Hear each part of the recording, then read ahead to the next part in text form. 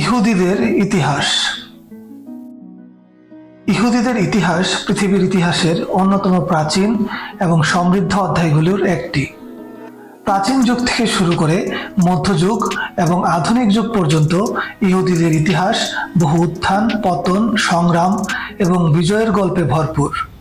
এই ভিডিওতে আমরা ইহুদিদের ইতিহাস নিয়ে বিস্তারিত জানাবো, যা থেকে প্রাচীন যুগ, মধ্যযুগ এবং আধুনিক যুগের বিভিন্ন দিক সবকিছু আপনারা জানতে পারবেন। বুঝতেই পারছেন ভিডিওটি খুব ইন্টারেস্টিং হতে চলেছে, তাই আশা করি আপনারা সবাই পুরো সময়টা আমাদের সাথেই থাকবেন। ইহুদিদের ইতিহাসের সূচনা আব্রাহামের সময় থেকে।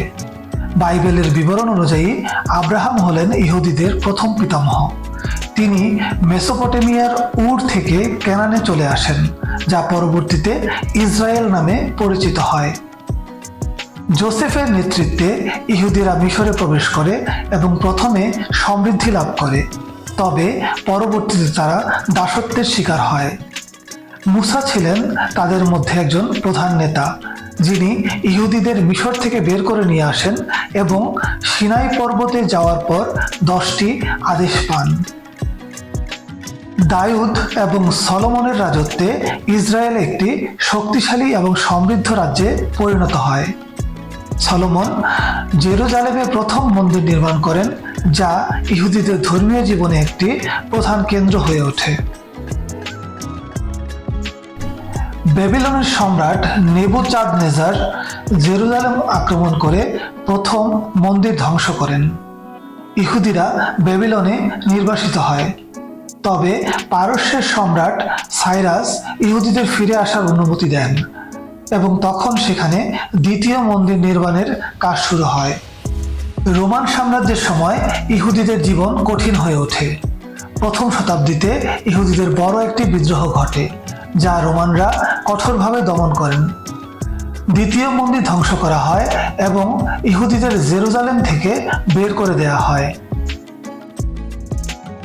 রোমান সাম্রাজ্যের পতনের পর ইহুদিরা ইউরোপ, এশিয়া এবং উত্তর আফ্রিকার বিভিন্ন অঞ্চলে ছড়িয়ে পড়ে।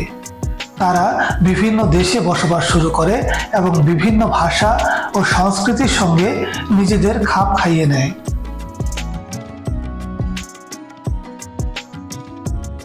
মধ্যযুগে ইহুদিরা ইউরোপের বিভিন্ন দেশে গুরুত্বপূর্ণ ভূমিকা পালন করে। তারা ব্যবসা বাণিজ্য, ঋণ প্রদান এবং চিকিৎসা শাস্ত্রে উল্লেখযোগ্য অবদান রাখতে শুরু করে। তবে ইহুদিদের উপর নানা ধরনের অত্যাচার এবং বিতাড়ন শুরু হয় তখন। স্পেনের ইনকুইজিশন এবং ক্রুসেডের সময় ইহুদিরা বড় ধরনের নির্যাতনের শিকার হয়। মধ্যযুগে ইহুদিরা ইসলামী বিশ্বে বিশেষভাবে সমৃদ্ধি লাভ করে। ইসলামী শাসকদের অধীনে ইহুদিরা ধর্মীয় স্বাধীনতা, বাণিজ্য এবং শিক্ষায় উন্নতি লাভ করে। বিশেষ করে অ্যান্ডালুসিয়া এবং বাগদাদে ইহুদিরা একটি স্বর্ণযুগের অভিজ্ঞতা লাভ করে। 18 শতকের শেষে এবং 19 শতকের শুরুতে ইউরোপে এমানসিপেশন আন্দোলনের ফলে ইহুদিরা নতুন ধরনের স্বাধীনতা লাভ করে। ফ্রান্স এবং জার্মানির মতো দেশে ইহুদিদের নাগরিক অধিকার স্বীকৃত হয় এবং তারা সমাজের বিভিন্ন ক্ষেত্রে গুরুত্বপূর্ণ ভূমিকা পালন করতে শুরু করে। অ্যান্টিসেমিটিজম বা ইহুদি বিদ্বেষ আধুনিক যুগেও অব্যাহত থাকে। রাশিয়ার পোগ্রম, ড্রেফুস মামলা এবং ইউরোপের বিভিন্ন অঞ্চলে ইহুদিদের বিরুদ্ধে প্রচারিত কুসংস্কার এই বিদ্বেষের মাধ্যমে স্পষ্ট বোঝা যায়।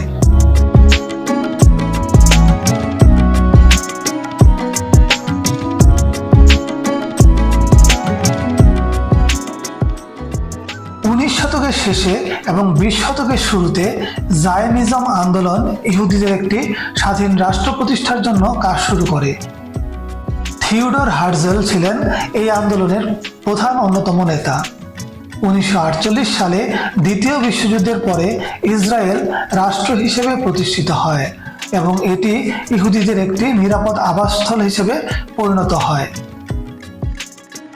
দ্বিতীয় বিশ্বযুদ্ধের সময় নাৎসি জার্মানি ইহুদিদের ব্যাপকভাবে নিধন করে। হলোকাস্টের সময় 6 মিলিয়ন ইহুদি নিহত হয় এই ভয়াবহ ঘটনা ইহুদি ইতিহাসে একটি গভীর ক্ষত সৃষ্টি করে। ইসরায়েলের স্বাধীনতার পর দেশটি অর্থনৈতিক, প্রযুক্তিগত এবং সামরিক ক্ষেত্রে উল্লেখযোগ্য উন্নতি লাভ করে। তবে মধ্যপ্রাচ্যের সংঘাত এবং ফিলিস্তিনি প্রশ্ন ইসরায়েলের জন্য একটি বড় চ্যালেঞ্জ হিসেবে রয়ে গেছে। ইহুদিদের প্রধান ভাষা হিব্রু।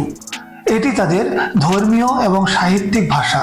এছাড়াও ইদ্দিশ, লাডিনো ভাষাও ইহুদি সংস্কৃতিতে উল্লেখযোগ্য।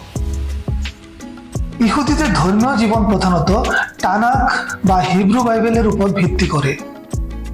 টোরা, নবিয়ম অ্যান্ড কিতুবিম এই তিনটি অংশে বিভক্ত। এছাড়াও তলমুদ এবং মিদ্রাস ইহুদি ধর্মীয় সাহিত্যিক ঐতিহ্যের গুরুত্বপূর্ণ অংশ।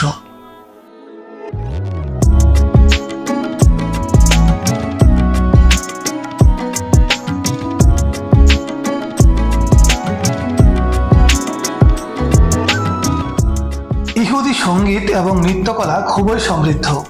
ক্লেজমার মিউজিক, যা পূর্ব ইউরোপের ইহুদিদের দ্বারা প্রভাবিত এবং বিশেষভাবে জনপ্রিয়। এছাড়াও ইসরায়েলি নৃত্য এবং সঙ্গীত আন্তর্জাতিক পরিসরে ব্যাপক পরিচিত। ইহুদিরা ইতিহাসের বিভিন্ন পর্যায়ে বাণিজ্য, ঋণ প্রদান এবং বিভিন্ন পেশায় গুরুত্বপূর্ণ ভূমিকা পালন করেছে। মধ্যযুগীয় ইউরোপে ইহুদিরা বিশেষত বাণিজ্য এবং ঋণ প্রদানে বিশেষভাবে প্রভাবশালী ছিল।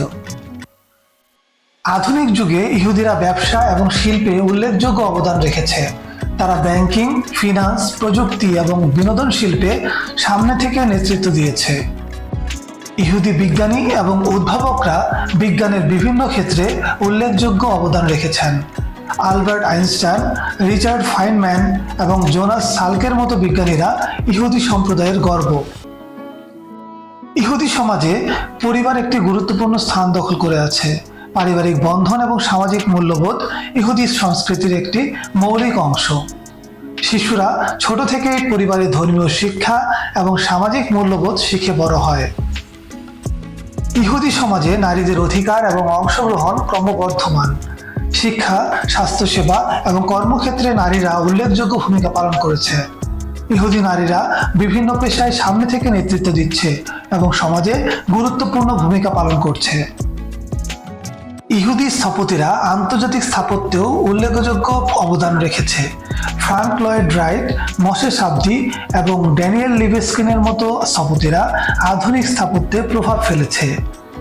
ইহুদিদের জন্য সবচেয়ে বড় চ্যালেঞ্জগুলোর মধ্যে একটি হলো মধ্যপ্রাচ্যের রাজনৈতিক সংঘাত। ইসরায়েল প্যালেস্টাইন সংঘাত একটি দীর্ঘস্থায়ী সমস্যা, যা ইহুদি জনগণের জন্য একটি বড় চ্যালেঞ্জ। বিশ্বব্যাপী ইহুদিদের জন্য তাদের সংস্কৃতি এবং পরিচয় বজায় রাখা অবশ্যই একটি গুরুত্বপূর্ণ চ্যালেঞ্জ। আধুনিক যুগে ইহুদিদের জন্য তাদের ধর্মীয় এবং সাংস্কৃতিক ঐতিহ্য সংরক্ষণ এবং প্রচার করা গুরুত্বপূর্ণ। ইহুদিদের ইতিহাস প্রাচীন যুগ থেকে আধুনিকতা পর্যন্ত একটি দীর্ঘ এবং সমৃদ্ধ অধ্যায়। ধর্ম, সংস্কৃতি, বিজ্ঞান এবং অর্থনীতিতে ইহুদিদের অবদান উল্লেখযোগ্য। বিভিন্ন উত্থান পতন, সংগ্রাম এবং বিজয়ের মাধ্যমে ইহুদিরা একটি সমৃদ্ধ ইতিহাস গড়ে তুলেছে। ভবিষ্যতে ইহুদিদের জন্য তাদের ঐতিহ্য এবং সংস্কৃতি বজায় রাখা এবং আধুনিক পৃথিবীতে নিজেদের স্থান করে নেওয়া সবচেয়ে গুরুত্বপূর্ণ। দেশটি এভাবেই তার উজ্জ্বল ভবিষ্যৎ বজায় রাখুক এবং বিশ্ব রাজনীতিতে একটি প্রভাবশালী শক্ত অবস্থান ধরে রাখুক, এই কামনা বিশ্ববাসীর। বিশ্বের নানা প্রান্তে ছড়িয়ে থাকা এমন জানা অজানা তথ্য জানতে লেটস গো চ্যানেলটি সাবস্ক্রাইব করুন। ধন্যবাদ সবাইকে।